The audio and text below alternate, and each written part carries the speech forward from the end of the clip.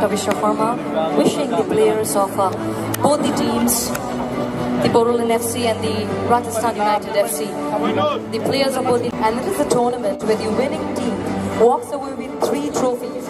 As you can see, it's already displayed in the field of play area. And the 3 trophies are the Durand Cup, a rolling trophy and the original prize, the Shimla trophy, also a rolling trophy.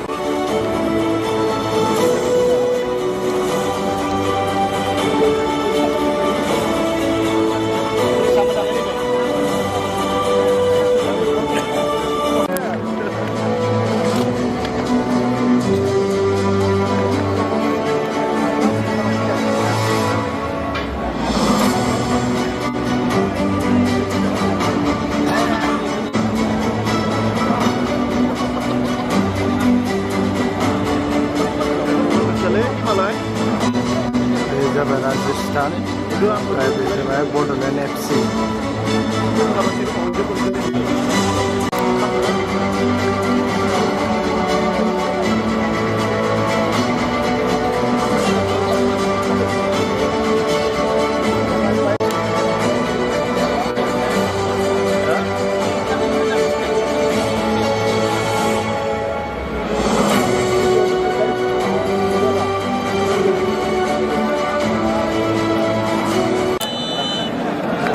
Start the winner.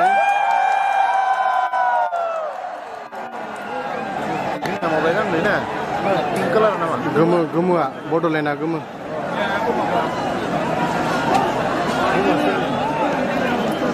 Bodoland.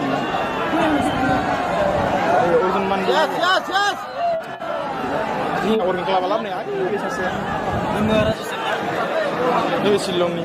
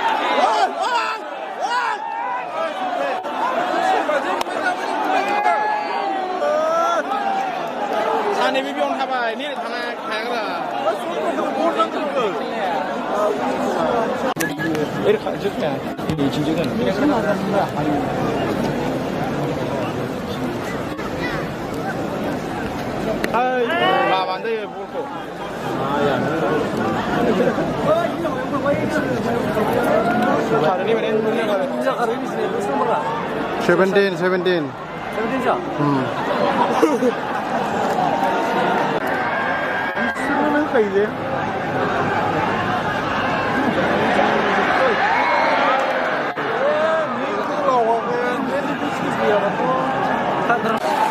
Public hunai, uka haba bukharahe, body support Bodoland team. Dasim skor kalam naya ke, menini team abu 0-0.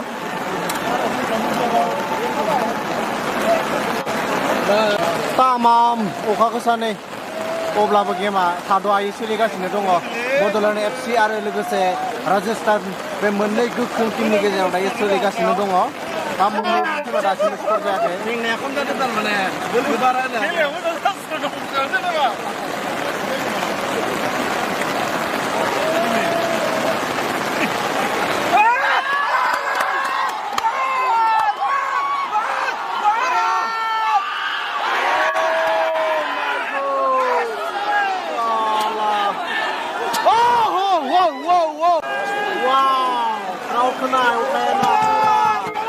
सिजोबनानै नायदों अब्लाबो सासे मानसि थायाखैनाय अब्लाबो पुरा नायगासिनो दङ second हाफनि उनाव नै गेमा स्टार्ट जाबाय दायो पुरा पानि माने दैया जाबाय नै हमना ला ओरैबायदि स्पिडा दंखाया अब्लाबो उपाय गैया गेमखौ सलायनो गोनां जाबाय गल जानो चान्स दङ राजस्थाना सोदोंमोन गल माय गड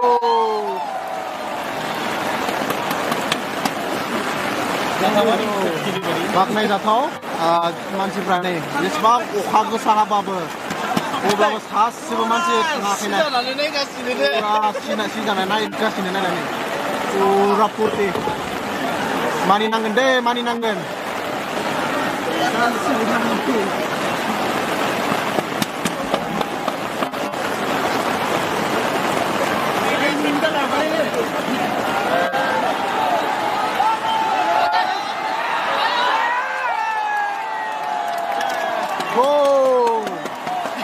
नै राजस्थाना सोबाय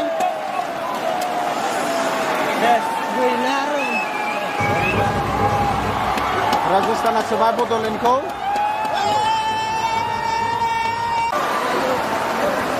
हाबनो चान्स दंबावोमोन राजस्थाना बड'लेण्डखौ सोनो चान्स खालामबावदोंमोन नाथाय हाफ सोनो हायासै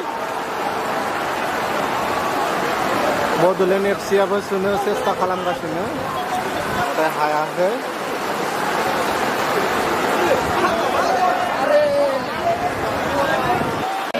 नै अखाया जोबोर स्पिड हानायनि थाखायनो गेमखौ दोनथ'नो गोनां जाबाय नै दोनथ'दो गेमखौ अखाया खमायोबा होफाफिननो हागौ दासिम राजस्थाना 1 स्कर खालामना दोननाय बड'लेण्ड एफसिखौ अखायाबो जोबोर हाबायना डिस्टार्ब जादों केमेरा हमनोबो